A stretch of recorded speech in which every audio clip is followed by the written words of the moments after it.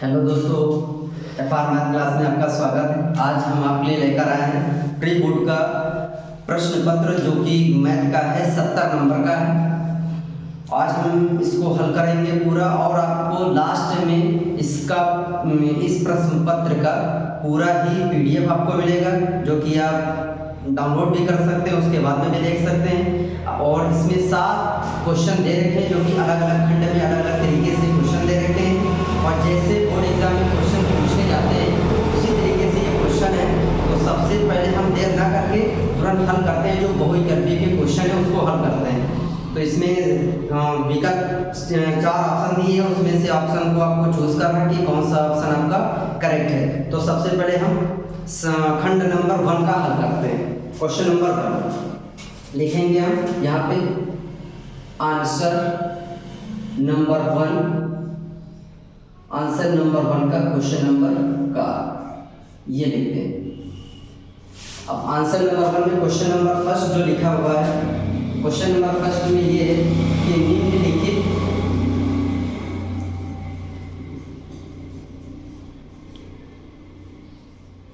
निम्नलिखित में कौन सा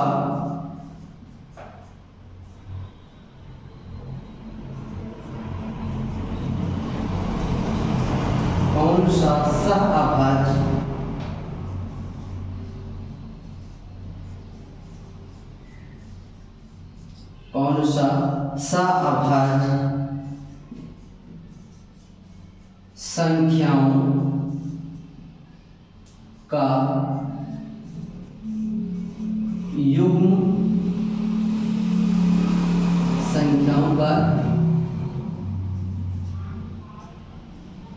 युग्म ऑप्शन आपके दे रखे हैं। ऑप्शन आपका जो दे रखा है वो है,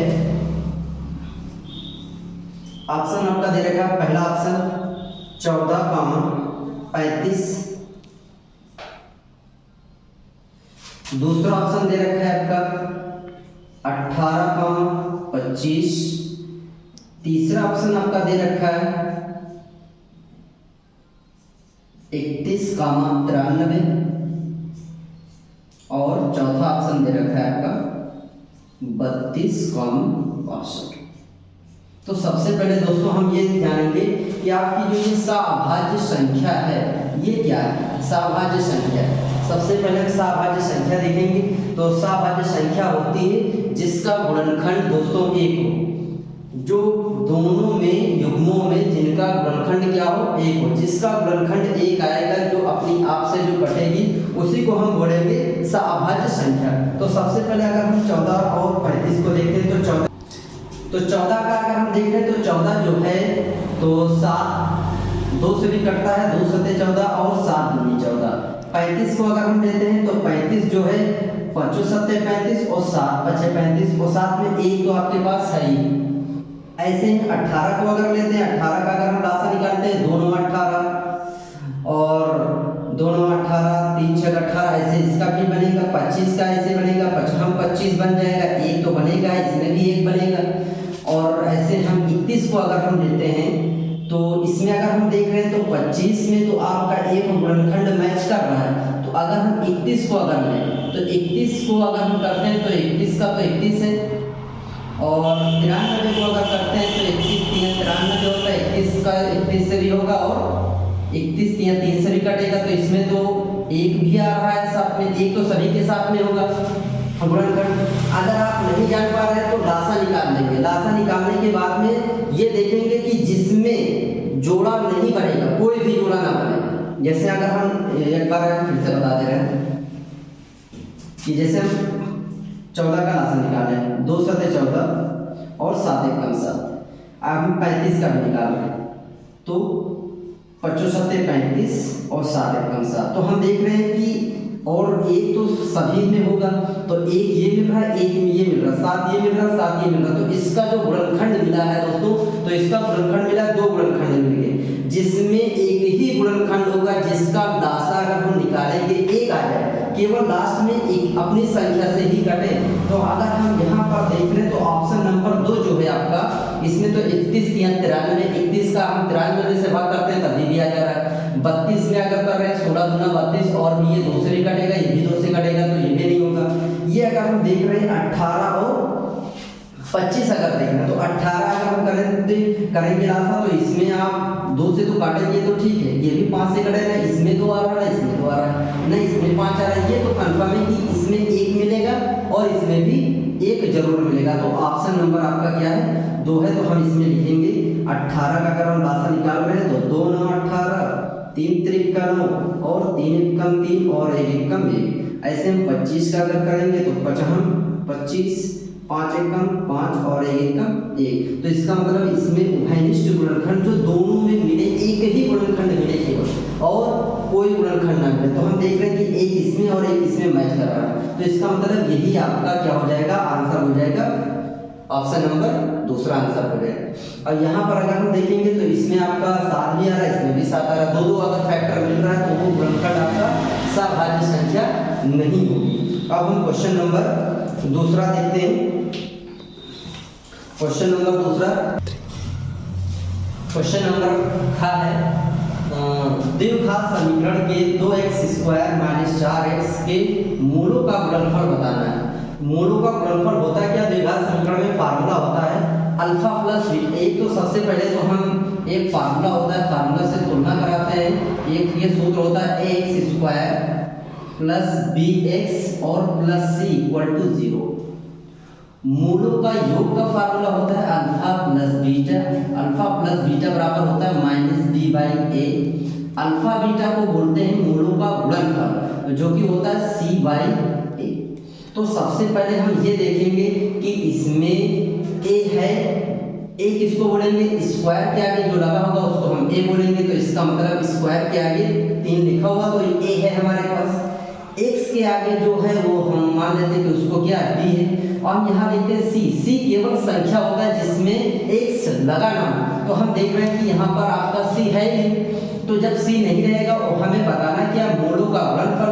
मूलों का गुणनफल होता है c/a, c/a। तो c की जगह पे हम लिखेंगे कितना?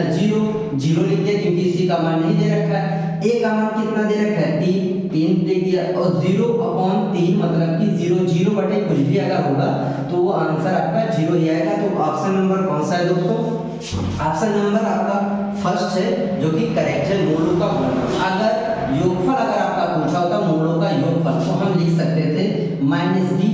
तो b का मान आपका कितना था दोस्तों? -4। तो ये माइनस और ये माइनस हो जाता प्लस और a मतलब कि 3, तब आपका ऑप्शन हो जाता 2। लेकिन हमें मूलों का योग नहीं पूछा है, मूलों का पूछा है गुणनफल। तो अल्फा बीटा c/a, c नहीं है तो 0 कर देंगे। तो इसका आंसर आपका फर्स्ट वाला आ जाएगा। ठीक है दोस्तों, अब हम देखेंगे क्वेश्चन नंबर का क्या लिखा हुआ है कि समरूप त्रिभुज की विशेषता क्या होती है। तो समरूप त्रिभुज की विशेषता में भी आपका 4 ऑप्शन दे रखा है। 4 ऑप्शन में कौन सा ऑप्शन सही है? तो सबसे पहले पहला ऑप्शन दे रखा है उसकी संगत भुजाएं समानुपाती होता है, और ये दे रखा है संगत कोण भी बराबर होते हैं। तीसरा ऑप्शन है उपयुक्त में से दोनों। चौथा ऑप्शन है इनमें से कोई नहीं। तो हम जानते हैं कि समरूप जो त्रिभुज होता है उसकी जो विशेषताएं होती हैं, तो पहला ऑप्शन में लिखा उसकी संगत भुजाएं समानुपाती होता है, उसको हम लिख सकते हैं बराबर के रूप में लिख सकते हैं। और दूसरा लिखा है संगत कोण भी आपस में होंगे बराबर। तो इसका मतलब है पहला भी ऑप्शन सही है, दूसरा भी सही है, तो हम दोनों पे तो टिक लगा नहीं सकते। लेकिन तीसरा ऑप्शन जो लिखा उपयुक्त में से दोनों, तो उपयुक्त में से दोनों वाला ऑप्शन आपका सही रहेगा। क्वेश्चन नंबर का आपका तीसरा वाला ऑप्शन करेक्ट है। इसको आप आंसर में लिख देंगे कि आंसर नंबर आपका तीसरा सही है। अब हम दोस्तों करते हैं क्वेश्चन नंबर खा। क्वेश्चन नंबर खा क्या लिखा हुआ है?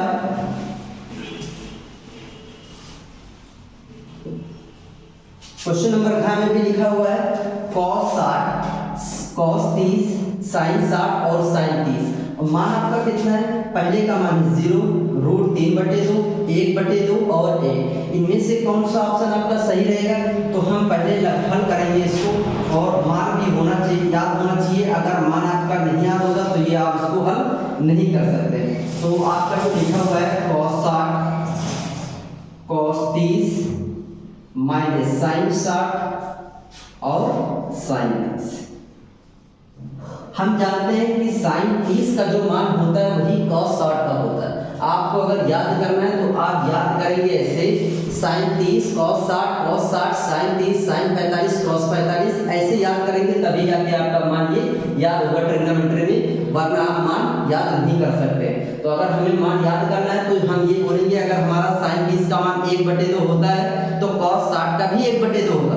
sin 30 का मान और cos 60 का मान 1 होगा, और हम sin 60 और cos 30 का मान एक जैसा होगा, तो याद तभी कर सकते हैं। ऐसे अगर याद करेंगे तभी याद होगा, वरना आप भूल जाएंगे।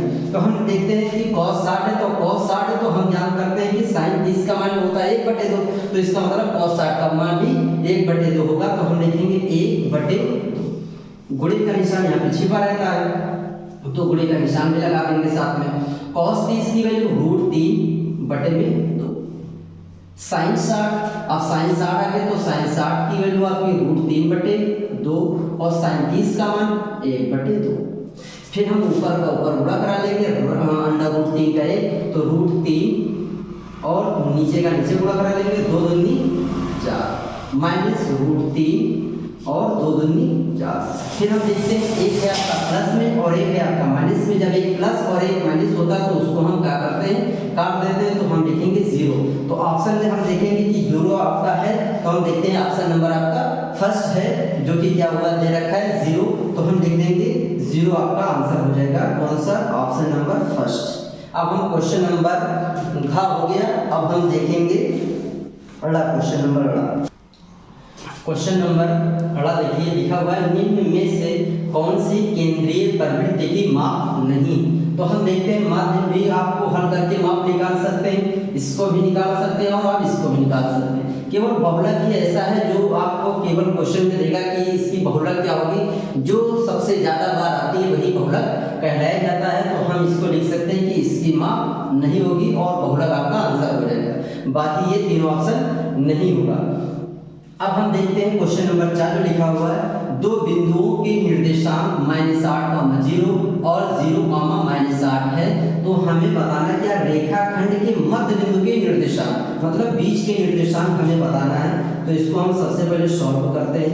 एक रेखा बना देते हैं, रेखा का नाम ये ए कर दिया और इसको हम बी कर दे रहे हैं। ए का पॉइंट दे रखा है -8,0 और बी वाले का दे रखा है 0,-8 दे रखा है।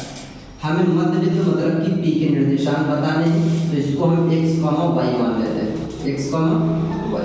मध्य बिंदु के निर्देशांक का फार्मूला होता है दोस्तों, मध्य बिंदु को हम लिखते हैं मध्य बिंदुओं के निर्देशांक, मध्य बिंदुओं के निर्देशांक का सूत्र होता है x बराबर x1 + x2 बटे में 2, y बराबर y1 + y2 बटे में 2। तो हम इसको करेंगे x1, ये y1 है, ये x2 और ये y2। अब इसमें मान रख दीजिए। अब हम पहले अगर हम मान रखते हैं तो मान देखेंगे x का मान कितना है दोस्तों, x1 का -8 और y1 का यहाँ पे x2 है तो x2 कितना है 0 रख दिया, बटे में 2 कर दिया। ऐसे y वाले का करेंगे, y1 आपका 0, y2 कितना है, y2 आपका कितना है माइनस और -8 हो जाएगा, ये क्योंकि प्लस माइनस का माइनस होगा तो होता है। अब अगर हम देखेंगे तो इसको सबसे पहले ऊपर वाले को रख कर दे रहे हैं। तो ये हम देखेंगे 8 में अगर हम 0 को अगर ऐड करेंगे तो आएगा आपका कितना -8 बटे में 2 और 2 1 कम 2 2 चौको 8। और ऐसे इसको हम करेंगे तो y बराबर ये x बराबर निकला है और ये y बराबर आपका निकलेगा -8 बटे में 2, 2 1 कम 2 2 चौको 8। तो आपका जो आंसर आया x बराबर -4 और y बराबर -4। तो दो बिंदु ये दिया था हमें, रेखाखंड के मध्य बिंदु के निर्देशांक मतलब P का जो निर्देशांक निकला है दोस्तों -4, ये मध्य बिंदु का फार्मूला है x1 + x2 बटे 2 और y1 + y2 बटे में 2। तो हम क्या कर दिए, -8 को भी 2 से भाग करा दिया, इधर भी भाग करा दिया, तो -4 और -4। दोस्तों एक और भी हम बात बता दे रहे हैं, अभी जो प्री बोर्ड का जो पेपर होने वाला है, तो पेपर होने से पहले एक बार जरूर आप ध्यान रख लेना कि ये पूरी वीडियो आपको देख कर ही जाना है, क्योंकि बहुत ही आपको इसमें हेल्प मिलना जरूर है, क्योंकि ऐसे ही क्वेश्चन प्री बोर्ड में आपके आना एकदम निश्चित है कि आएगा ही। तो ये ध्यान रखना कि एक बार अगर आप जाएंगे पेपर देने के लिए तो एक बार वीडियो जरूर देख लेना। अब हम क्वेश्चन नंबर दूसरा करते हैं। अब पहला क्वेश्चन आपका कंप्लीट हो गया, क्वेश्चन नंबर हम दूसरा करते हैं।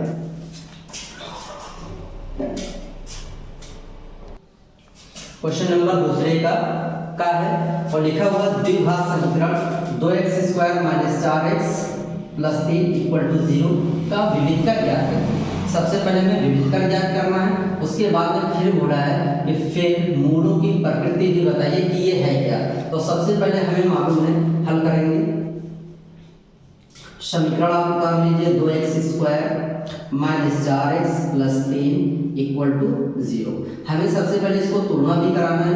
हम लिखेंगे ax² + bx + c = 0 से तुलना करने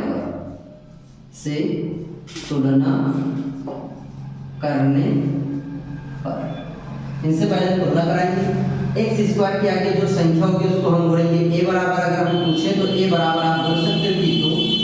b बराबर अगर हम पूछे तो b x के साथ में कौन सी संख्या लगी है -4, तो b बराबर हम दोस्तों बोलेंगे -4।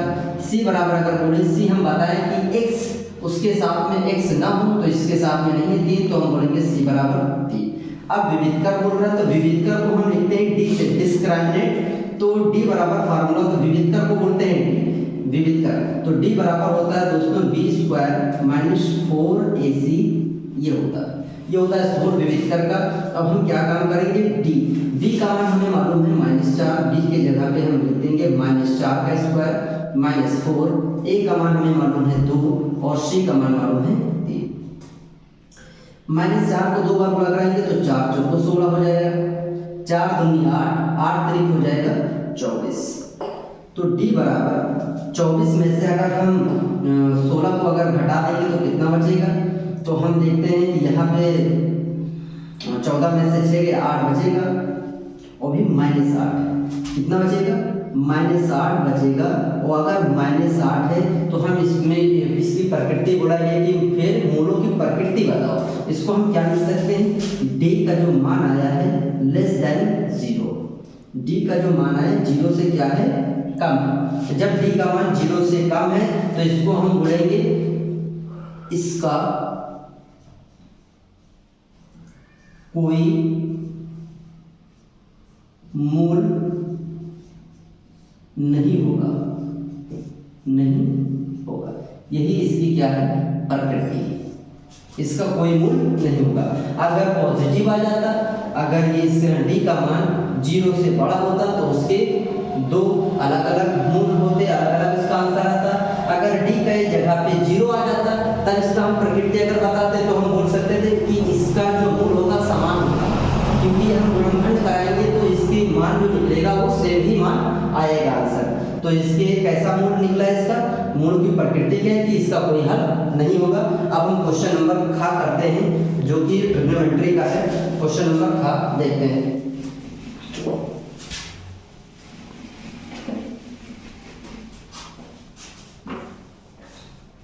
क्वेश्चन नंबर खा लिखा हुआ है दूसरे का खा 15 cot a बराबर 8 हो तो sin a और sec a का मान बताओ। सबसे पहले तो हम ये देखेंगे आपका जो ये दे रखा है 15 cot a बराबर 8 दे रखा है। हमसे साइन और सेक a का मान पूछ रहे हैं। तो सबसे पहले क्या करेंगे कि cot a बराबर 8 बटे में 15 कर देंगे, 15 बटे में। फिर हम ऐसे यहाँ पे एक डायग्राम ड्रा कर देंगे, बना देंगे यहाँ पे a b और इनको c कर देंगे। अब हम यहाँ पे क्या करेंगे, ये है cot अगर दिया रहे तो आप याद करिए tan को, और tan बराबर होता क्या है लंब बटे आधार।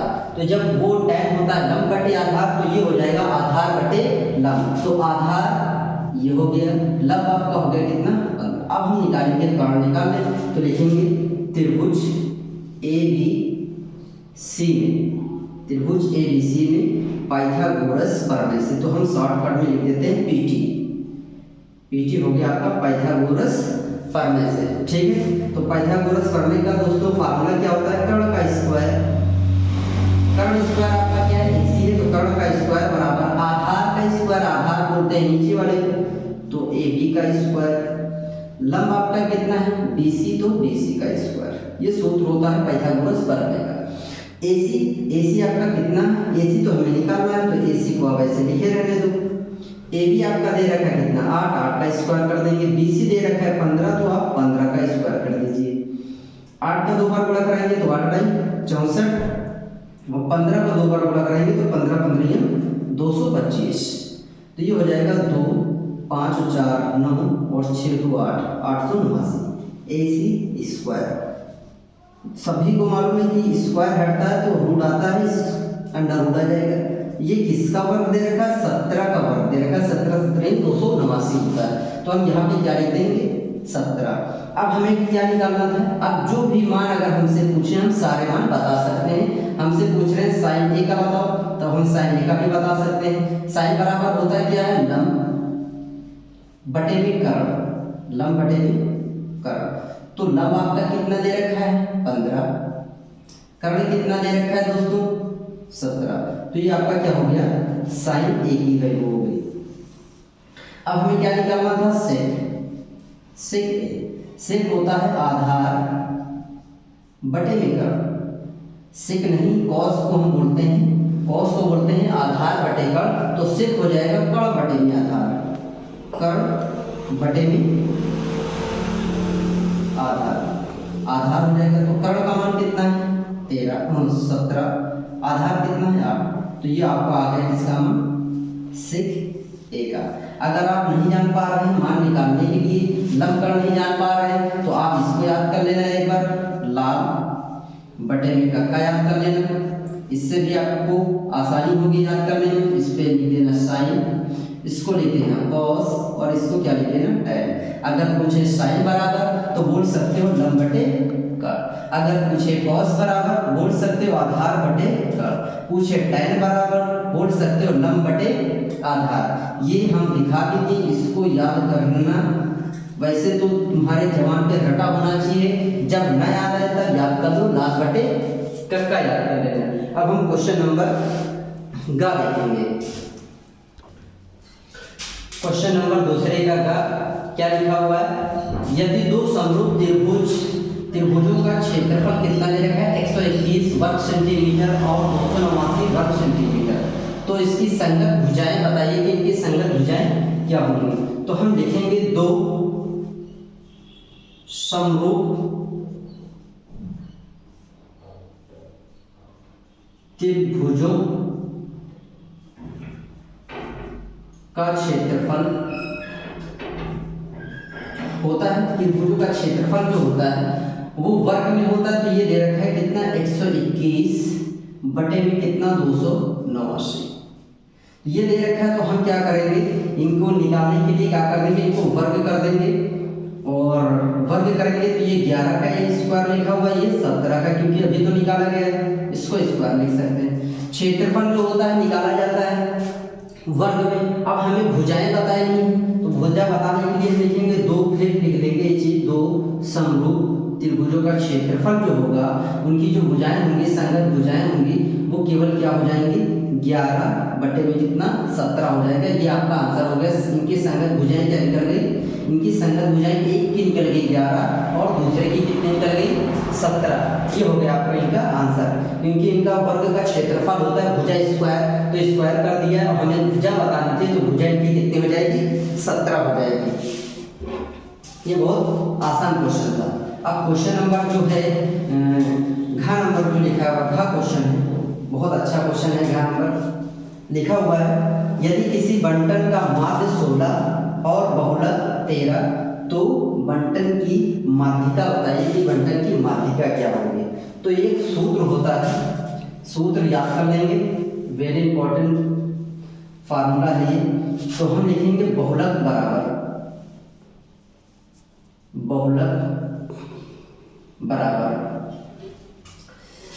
थ्री माध्यक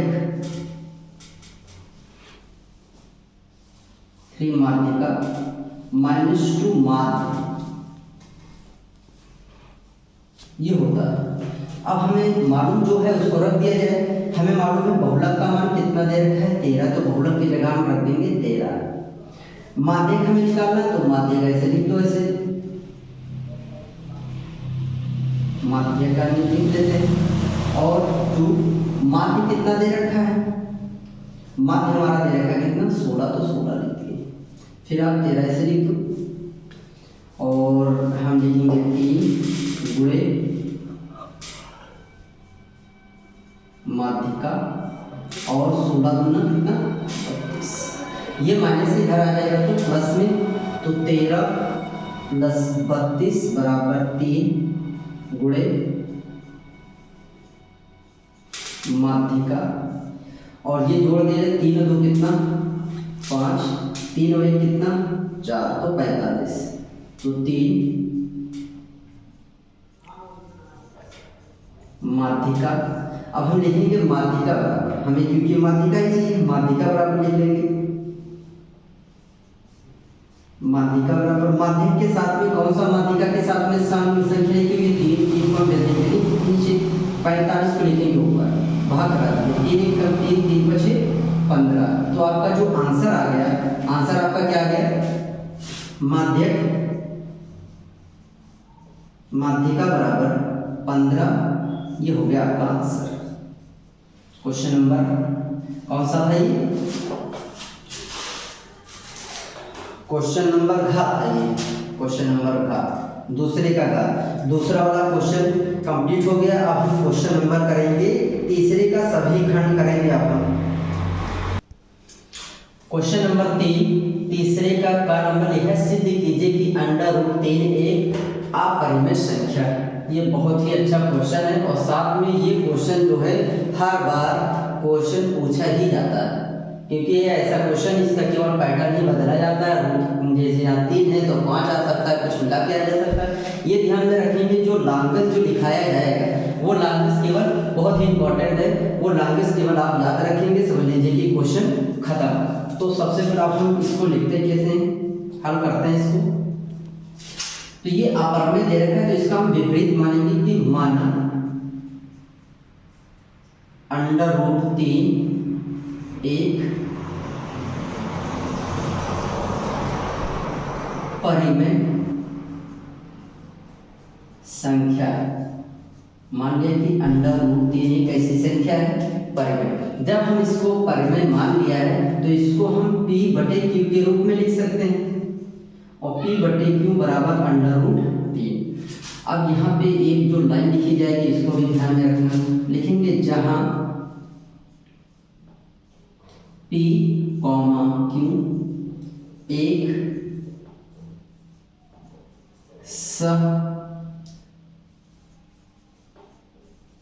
अभाज्य पूर्णांक, कैसा है सभाज्य पूर्णांक, और Q ≠ 0। ये वाली जो लाइन है ये तुम्हें कैसा भी इससे रिलेटेड अगर क्वेश्चन आएगा ये वाली लाइन तुम्हें लिखना ही पड़ेगा।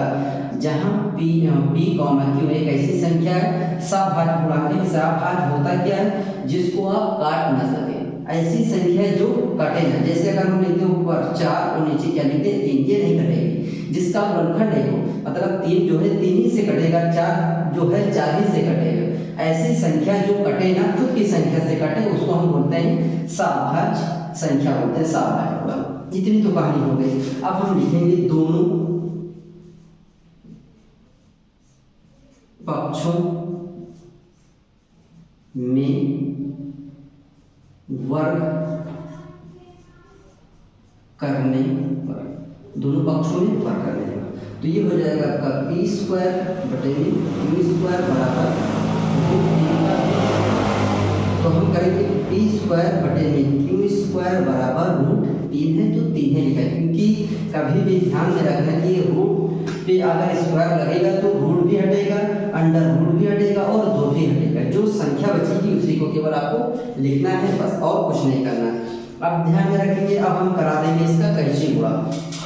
तो कैंची गुणा करा दें इसका, तो हम लिखेंगे पी स्क्वायर, इनका कराएंगे तो ये हो जाएगा 3q का स्क्वायर। यहाँ पे हम फिलहाल के लिए इसको समीकरण मान लेते हैं कि इसको इक्वेशन नंबर फर्स्ट कर दे रहे हैं। अब हम क्यू स्क्वायर बराबर लिखेंगे क्यू स्क्वायर बराबर, तो क्यू के साथ में जो संख्या वो वहाँ चली जाएगी नीचे, तो आपका हो जाएगा पी स्क्वायर। अब यहाँ पर देखेंगे फिर हम जो लैंग्वेज लिखने जा रहे हैं हिंदी, केवल इसके अंदर हिंदी ही इंपॉर्टेंट है। अब हम लिखेंगे पी स्क्वायर कॉमा 3 को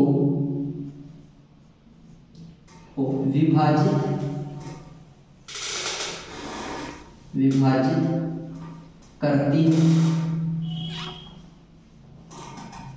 तो P, 3 भी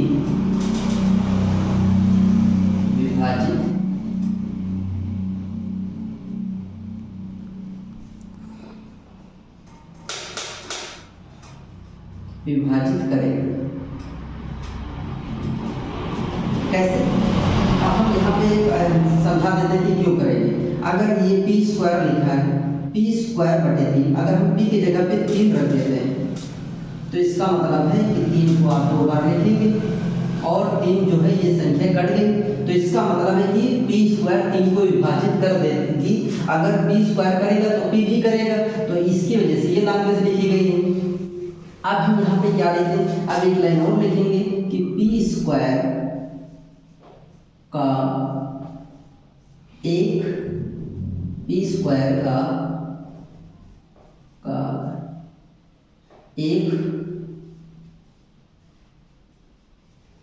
गुणनखंड 3, पी स्क्वायर का एक गुणनखंड 3, क्योंकि जब हम यहाँ पे 3 रखेंगे तो 3 2 बार मिलेगा, तो एक स्क्वायर गुणनखंड कितना है, 3 है।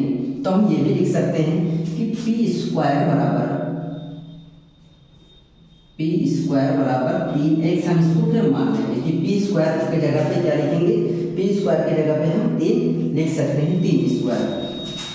ये भी हम इसको बोल सकते हैं इक्वेशन नंबर 2 बोल सकते हैं। अब लिखेंगे पी स्क्वायर का मान समीकरण नंबर 1 में रखने पर एक कहाँ है, ये आपका पी स्क्वायर बराबर कितना, 3q स्क्वायर। पी की जगह पे दोस्तों कितना लिखेंगे, 3x, तो यहाँ पे 3x लिखेंगे, 3x स्क्वायर लगा देंगे, यहाँ पे 3q स्क्वायर। अब ये यहाँ पे रफ कर दे थोड़ा सा, इधर इसको भी रफ कर दे रहे हैं क्योंकि प्रूफ ही तो कराना है।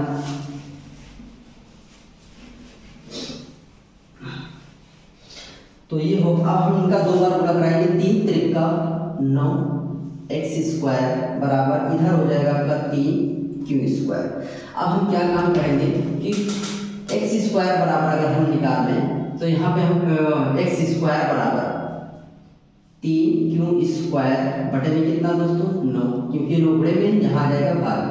फिर x स्क्वायर बराबर 3 एकम 3, 3 त्रिका 9, तो q स्क्वायर बराबर कितना, 3।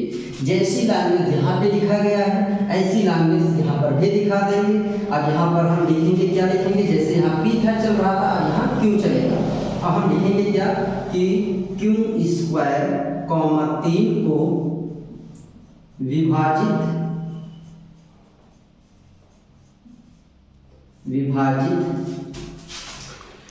करती है तो q, 3 भी विभाजित करेगी। ठीक, इतनी लाइन जब हमने लिख दिया, अब इसका मतलब पहले हम ये समझेंगे कि विभाजित का मतलब क्या हुआ, मतलब कि कट गई। और हमने माना क्या था कि परमेय संख्या, परमेय वो संख्या होती है जिसको हम काटे ना और यहाँ पे क्या हो जा रही है, विभाजित हो जा रही है। तो इसका मतलब हमने जो कल्पना की, हमने जो माना है वो गलत माना है। तो अब हम क्या काम करेंगे, अब हम एक लाइन और लिखेंगे, समझ लीजिए कि आपका आंसर हो गया। अब हम लिखेंगे, विभाजित करते हैं, तो हम लिखेंगे इससे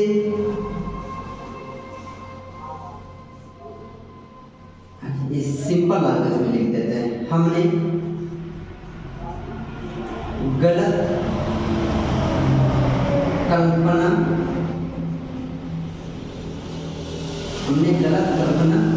की, हमने गलत कल्पना की। समीकरण नंबर 1 लिखेंगे, समीकरण नंबर 1 और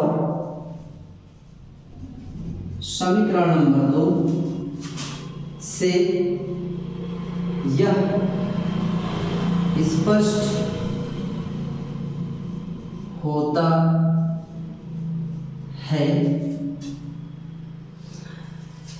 हमने गलत कल्पना की है,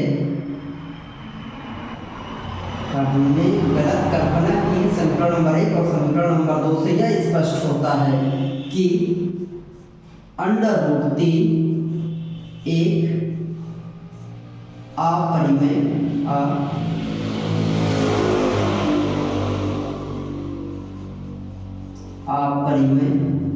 संख्या। हमने गलत कल्पना की है और समीकरण नंबर 1 और समीकरण नंबर 2 से यह स्पष्ट होता है कि √3 जो है, यह स्पष्ट होता है कि √3 कैसी संख्या है, एक अपरिमेय संख्या है, अपरिमेय संख्या है। इसमें दोस्तों आपको डाउट बहुत रहेगा, लेकिन आपको ये केवल याद रखना है कि केवल आप लैंग्वेज को केवल एक बार याद रखना है अच्छे से। अगर आप कोई भी ऐसा इससे रिलेटेड अगर क्वेश्चन आएगा, आप केवल लैंग्वेज याद कर लीजिए, समझ लीजिए कि ये आपका काम हो गया। अगर आप थोड़ी सी इसमें और दूसरी लाइन अगर लिखना चाहते हैं तो आप दूसरी लाइन ये भी लिख सकते हैं कि हमने इससे विरोधाभास होता है कि हमने गलत कल्पना किया है, इसलिए √3 कैसी संख्या, अपरिमेय संख्या, ये भी आप लिख सकते हैं। ये थोड़ी सी किताबी लैंग्वेज है और ये जो हमने लिखा है ये समझ लीजिए कि ऐसे ही है, ये सरल लैंग्वेज है। अब हम क्वेश्चन नंबर देखेंगे, तीसरे का ख नंबर क्वेश्चन देखेंगे।